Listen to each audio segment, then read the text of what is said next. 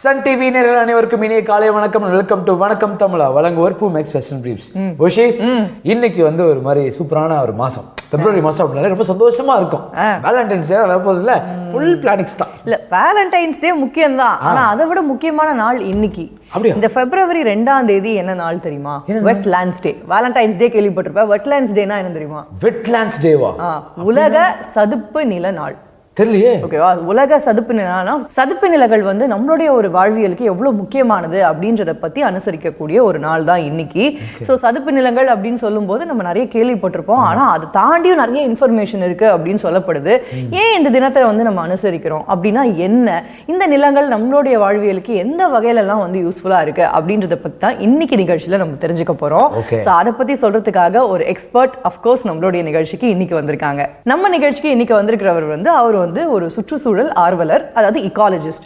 இந்த ஃபீல்ட்ல 8 வருஷம் எக்ஸ்பீரியன்ஸ் இருக்கு, நிறைய ரிசர்ச் பண்ணியிருக்காரு. முக்கியமா சதுப்பு நிலங்கள் பத்தி அவருக்கு தெரியாத விஷயமே கிடையாது அப்படின்னு தான் சொல்லணும். ஸோ லெட்ஸ் வெல்கம் சுற்றுச்சூழல் ஆர்வலர் திரு டார்வின் அண்ணாதுரை அவர்கள். வணக்கம் சார். வணக்கம் சார். சார், உங்களை மீட் பண்ணதுல ரொம்ப சந்தோஷம். இப்போ சதுப்பு நிலங்கள் அப்படின்னாலே வந்து ஜென்ரலாக நம்ம புக்கில் படிக்கிறது, அப்பப்போ நம்மளுக்கு ஒரு சில இன்ஃபர்மேஷன் அப்படி நம்ம நியூஸ்லலாம் பார்த்து தெரிஞ்சுக்கிறது தான். பட் சதுப்பு நிலங்கள்னா என்ன, அது எந்த அளவுக்கு நம்மளுக்கு ஒரு முக்கியமானதாக இருக்குன்னு சொல்லுங்கள் சார். நம்ம சதுப்பு நிலம் அருகாமையில் தான் இருக்கும். இப்போ சென்னையை சுற்றி பல இடங்களில் வந்து சதுப்பு நிலங்கள் இருக்குது. சொல்லப்போனால் எண்ணூர் துறைமுகம் பகுதியில் இருக்குது, பள்ளிக்கரணை ஒரு சதுப்பு நிலம். அதை தாண்டி கோலம், பிச்சாவரம், முத்துப்பேட்டை, ஸோ பல இடங்களில் தமிழ்நாட்டில் வந்து சதுப்பு நிலங்கள் இருக்குது. ஸோ அதை சார்ந்து மக்கள் நிறைய பேர் வந்து அதோட வாழ்வியலை வந்து பிணைஞ்சிருக்கு. ஸோ இந்த சதுப்பு நிலத்தை நம்ம வந்து பாதுகாக்கணும்.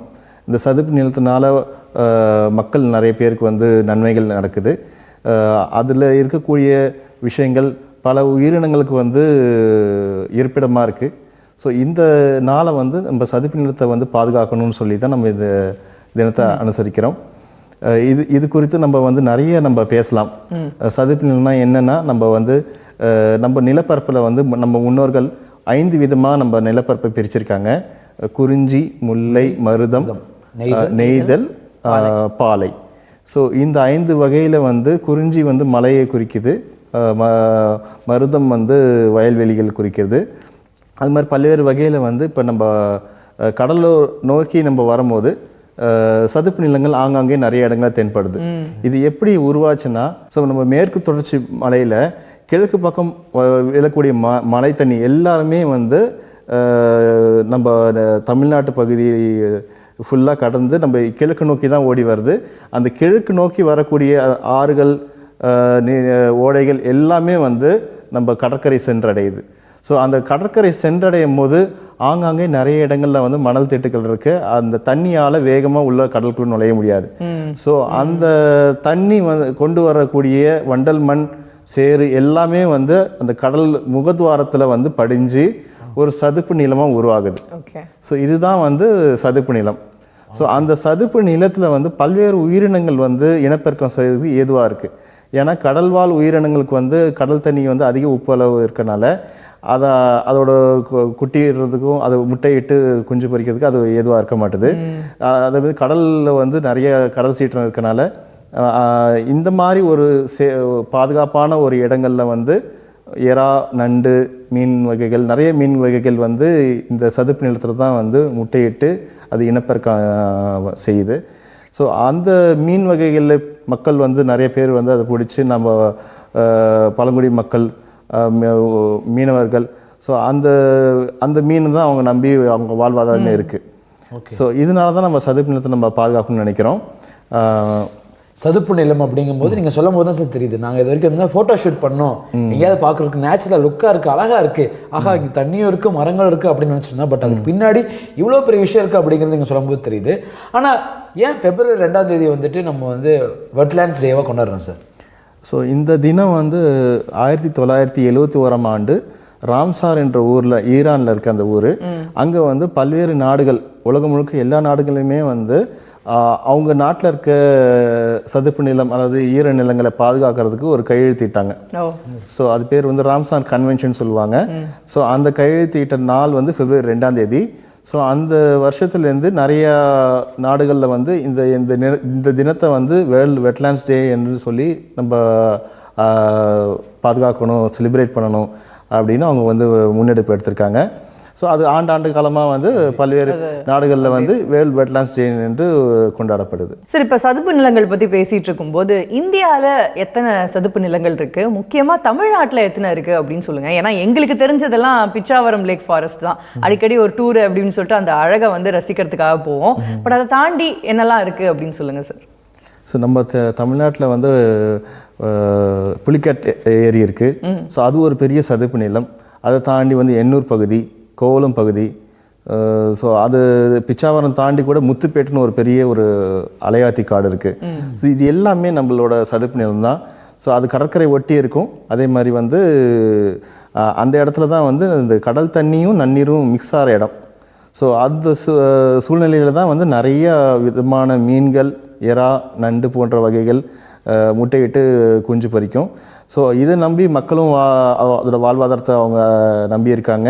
நிறைய வெளிநாட்டு பறவைகள், மைக்ரேட்டரி பேர்ட்ஸ்னு சொல்லக்கூடிய வெளிநாட்டு பறவைகள், அதாவது அந்த நம்ம நாட்டில் வந்து அக்டோபர், நவம்பர், டிசம்பர் மாதங்களில் இந்த வெளிநாட்டு வட துருவத்திலேருந்து இங்கே வந்து இடம்பெயர்ந்து வருது. ஸோ ஏன்னா அந்த காலகட்டத்தில் வந்து வட துருவத்தில் வந்து நிறைய பனிப்பொழிவு இருக்கும். அது வந்து அந்த சூழ்நிலை வந்து அதால் சமாளிக்க முடியாதனால நம்மள மாதிரி நாடுகள், அதாவது சீதோஷ்ணமாக வெப்பமண்டலமான இருக்க நாடுகளில் வந்து இந்த பறவைகள் வந்து தங்கி இனப்பெருக்கம் ஈடுபட்டு அது முட்டையிட்டு குஞ்சு பறித்து அதோட குட்டியை திரும்ப கூட்டிகிட்டு போயிடுது. ஸோ இந்த மாதிரி சதுப்பு நிலம் தான் வந்து அந்த மாதிரி பறவைகளுக்கு வந்து ஏதுவாக இருக்குது. ஸோ நிறைய வகையான உயிரினங்களுக்கு அது இருப்பிடமாக இருக்குது. ஸோ மழை காலங்களில் நம்மளுக்கு மற்ற உயிரினங்களுக்கும் உதவியாக இருக்குது. நம்ம நாட்டில் மழை, அதாவது வடகிழக்கு பருவமழையை வந்து அக்டோபர், நவம்பரில் தான் வருது.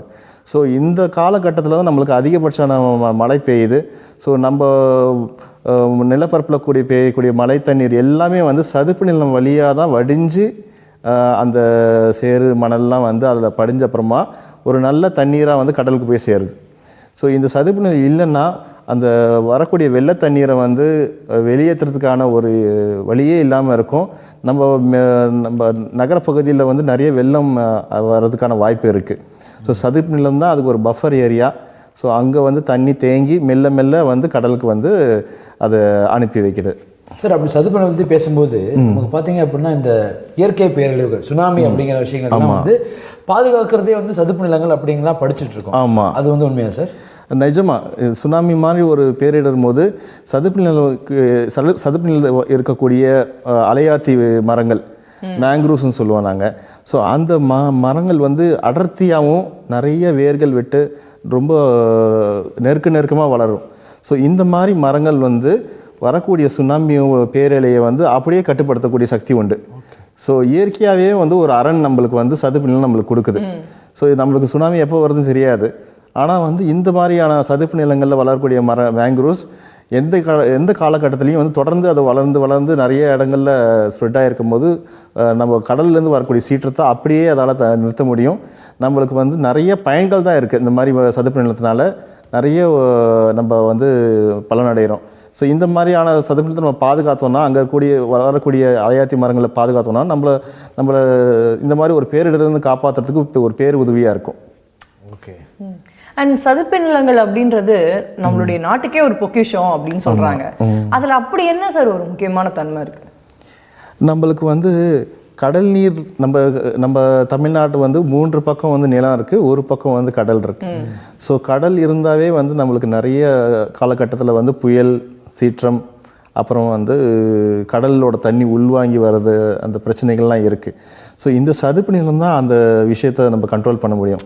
ஸோ கடல் சீற்றம் வந்து நிறைய காலங்களில் வந்து நிறைய பாதிப்பு உண்டாகிருக்கு. ஆனால் சதுப்பு நிலம் தான் நம்ம அந்த பாதிப்புலேருந்து காப்பாற்றிட்டே வந்திருக்கு. ஸோ இந்த மாதிரி சதுப்பு நிலத்தை நம்ம காப்பாற்றினா தான் நம்மளோட மக்களோட பாதுகாப்பாக வாழ முடியும். ஏன்னா நம்ம கடற்கரையில் தான் நம்ம வாழ்கிறோம். ஸோ சதுப்பு நிலம் வந்து ஒரு முக்கியமான ஒரு அரணாக இருக்குது நம்மளுக்கு. ஸோ நம்மளோட மக்கள், நம்மளோட உடைமைகளை காப்பாற்றுறதுக்கு ஒரு பெரிய அரணாக இருக்குது சதுப்பு நிலம். சார், இப்போ நீங்கள் பேசிகிட்டு இருக்கும்போது சொன்னீங்க நிறைய பறவைகள் வந்து இடம்பெயர்ந்து வரும் அப்படின்னு சொல்லிட்டு.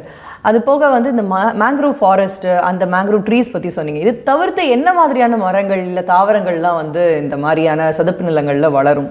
அண்ட் நீர்வாழ் உயிரினங்கள் பற்றி சொல்லுங்கள், என்ன மாதிரியான வகைகள் வந்து அங்கே இருக்கும் அப்படின்றத பற்றி சொல்லுங்கள் சார். சதுப்பு நிலத்தில் பல வகையான உயிரினங்கள் நம்ம பார்க்கலாங்க. பறவைகள், நீர்வாழ் உயிரினங்கள்ல வந்து முக்கியமாக வந்து எறா, நத்தை போன்ற உயிரினங்கள், நண்டு வகைகள். அப்புறம் வந்து சில சதுப்பு நிலம் நம்ம முதலையும் பார்க்கலாம், அதாவது சால்ட் வாட்டர் குரோக்கடைல்ஸ். அப்புறம் வந்து நீர் பூனை சொல்லுவாங்க, fishing cat. Fishing cat. So அது எப்படின்னா வந்து அங்கே சதுப்பு நிலத்தில் இருக்கக்கூடிய மீனை வந்து வேட்டையாடி சாப்பிடக்கூடிய ஒரு ஃபிஷ்ஷிங் கேட். ஸோ பூனை வகைகளே வந்து ஃபிஷ்ஷிங் கேட் வந்து இந்த மாதிரி சதுப்பு நிலங்கள் நம்ம பார்க்க முடியும். ஸோ அது புலிகேட் ஏரியில் இருக்குது. அதே மாதிரி நம்ம ஒரிசா மாநிலங்களில் சில்கா லேக் அதுன்னு சொல்லுவாங்க, சிலிக்கா லேக். ஸோ அங்கெல்லாம் நம்ம இந்த ஃபிஷ்ஷிங் கேட் பார்க்கலாம். ஸோ அந்த மாதிரி ஒரு வாழ்விடமாக இருக்குது ஒரு நிறைய வகையான உயிரினங்களுக்கு. ஸோ மக்களும் வந்து நிறையா அதை சார்ந்து வாழ்கிறாங்க. பறவைகள் பார்த்தீங்கன்னா நீங்கள் நம்ம நாட்டு பறவைகளும் இருக்கும், அதே மாதிரி வெளிநாட்டிலேருந்து வரக்கூடிய வலசை பறவைகளும் நிறைய வந்து நம்ம நாட்டுக்கு வந்து அந்த குறிப்பிட்ட வலசை பருவத்தில் வந்துட்டு போகும். நிறைய நம்ம மற்ற நாடுகள்லேயும் இருக்கக்கூடிய சதுப்பு நிலத்தோட நம்ம நாட்டில் ஏன் சதுப்பு நிலம் நல்லா இந்த அளவுக்கு வந்து உயிரினங்களை பாதுகாக்குதுன்னா, நம்ம நாடு வந்து ஒரு சீதோஷ்ணம் இருக்கிற நாடு. ஸோ நிறைய உயிரினங்களுக்கு ஒரு ஏதுவான ஒரு கிளைமேட் இருக்குது.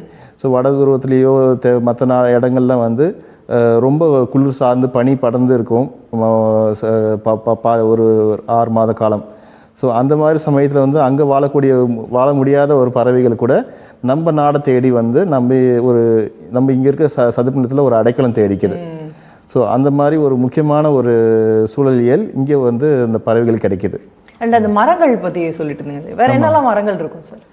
சதுப்பு நிலத்தில் வந்து நம்ம பார்க்க நிறைய அலையாத்தி வகை மரங்கள் பார்க்கலாம். ஸோ அந்த சதுப்பு நிலம் பகுதியிலே வந்து நிறைய அதாவது அந்த நீர் பகுதியை தாண்டி வளரக்கூடிய பனை மரங்கள் நிறைய பார்க்கலாம். ஸோ பனை ஏரிகள் வந்து அந்த சதுப்பு நிலம் தாண்டி இருக்கக்கூடிய ஒரு அரணா வந்து நம்மளுக்கு வந்து பனை மரம் அங்கேயும் வளரும். ஸோ இது சதுப்பு நிலம் வந்து ஒரு நெய்தல் அதாவது பகுதியில் இருக்கிறனால பனை மரங்களும் நிறைய அதை சுற்றி வளரக்கூடிய மரங்களாக இருக்குது. சார், இந்த சதுப்பு நிலம் வந்து மக்களுடைய வாழ்வியலுக்கும் பொருளாதாரத்துக்கு எவ்வளோ ஹெல்ப்ஃபுல்லாக இருக்குது சார்? நிறைய வகை நம்ம நாட்டிலே வந்து மீனவ மக்கள் வந்து ஒரு தமிழ்நாட்டில் ஒரு 10 லட்சம் மக்கள் இருக்காங்க. ஸோ அதில் வந்து ஒரு 2.5 லட்சம் மக்கள் வந்து சதுப்பு நிலத்தை ஒட்டியே தான் வாழ்கிறாங்க. அவங்களோட வாழ்வியலும் அவங்களோட கலாச்சாரமும் இது சதுப்பு நிலத்தோட பிணைஞ்சிருக்கு.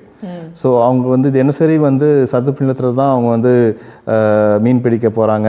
அதே மாதிரி சதுப்பு நிலம் கொட்டி இருக்கக்கூடிய இடங்களில் வந்து அவங்க வந்து அந்த உப்பு செய்கிறது வந்து அந்த மாதிரி இடங்களை தான் செய்ய முடியும்.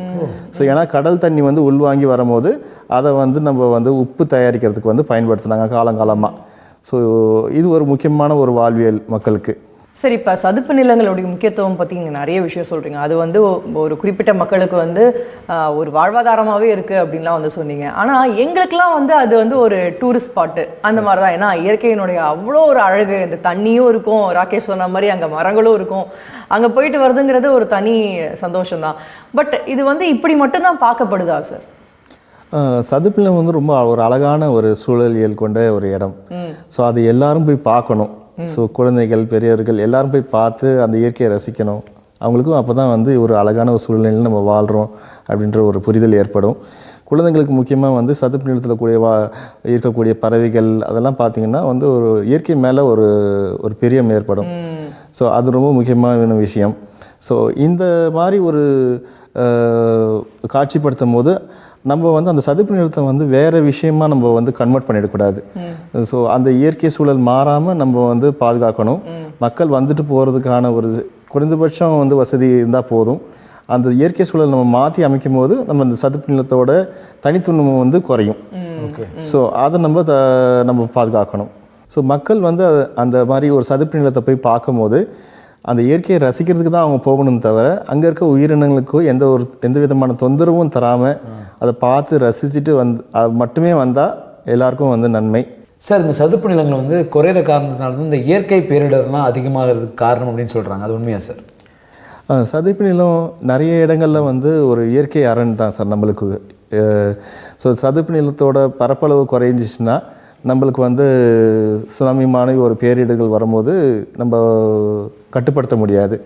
ஸோ அதோட இயற்கை தன்மை வந்து ஒரு மாற்றாமல் அங்கே இருக்கக்கூடிய மரங்களை யாரும் வெட்டி எடுக்காமல் அந்த இயற்கை தன்மையோடு இருந்துச்சுன்னா நம்மளுக்கு பெரிய பேரிடர்கள்லேருந்து அது நம்ம நிறைய விஷயத்தில் நம்மள பாதுகாப்பாக இருக்கும், பாதுகாக்கிறதுக்கு உதவியாக இருக்கும். சார், இவ்வளோ சதுப்பு நிலங்கள் பற்றி நம்ம பேசிகிட்டு இருக்கோம். அதில் இந்த முத்துப்பேட்டை வந்து அது ரொம்ப பெருசு தமிழ்நாட்டிலே அப்படின்னு சொல்லப்படுது. ஸோ அதை பற்றியும் சொல்லுங்கள். அப்புறம் இன்னொன்று முக்கியமாக எங்கள் எல்லாருக்கும் ரொம்ப பிடிச்ச இந்த பிச்சாவரம் லேக். ஏன்னா எத்தனை படங்கள் அங்கே வந்து ஷூட் பண்ணியிருப்பாங்க. நாங்களே வந்து ரொம்ப ஆசைப்பட்டு போய் பார்க்கக்கூடிய ஒரு இடம். அந்த இடத்த பற்றின ஒரு முக்கியத்துவம் சொல்லுங்கள். ரொம்ப நல்ல கேள்விங்க. இப்போ முத்துப்பேட்டை எடுத்துக்கிட்டிங்கன்னா அது வந்து நம்ம காவிரி ஆற்றுல முகத்வாரம் பகுதியில் இருக்கக்கூடிய ஒரு மிகப்பெரிய சதுப்பு நிலம். ஸோ காவிரி ஆற்றுல வந்து நம்ம வரக்கூடிய தண்ணீர் வந்து கடலில் கலக்கிறதுக்கு பகுதியில் அந்த பகுதியில் தான் இந்த முத்துப்பேட்டை சதுப்பு நிலமே வந்து உருவாயிருக்கு. ஸோ அந்த இடங்களில் நிறைய அலையாத்தி மரங்கள் நம்ம பார்க்க முடியும். ஸோ பல வகையான அலையாத்தி மரங்கள் இங்கே இருக்குது. அதை சார்ந்த மக்களும் நிறைய பயனடைகிறாங்க. அங்கே இருக்கக்கூடிய மீனவர்கள், அங்கே இருக்கக்கூடிய மக்கள் வந்து நிறைய லெவலில் வந்து அந்த சதுப்பு நிலத்தினால வந்து பயனடைகிறாங்க. ஸோ இது மாதிரி ஒரு சதுப்பு நிலம் வந்து வேறு எங்கேயும் நம்ம வந்து உருவாக்க முடியாது. ஸோ இது எல்லா சதுப்பு நிலமே வந்து குறிப்பாக வந்து இந்த ஆற்றின் முகத்வாரத்தில் தான் நம்ம வந்து பார்க்க முடியும். ஸோ அது ஆற்றில் வரக்கூடிய வந்து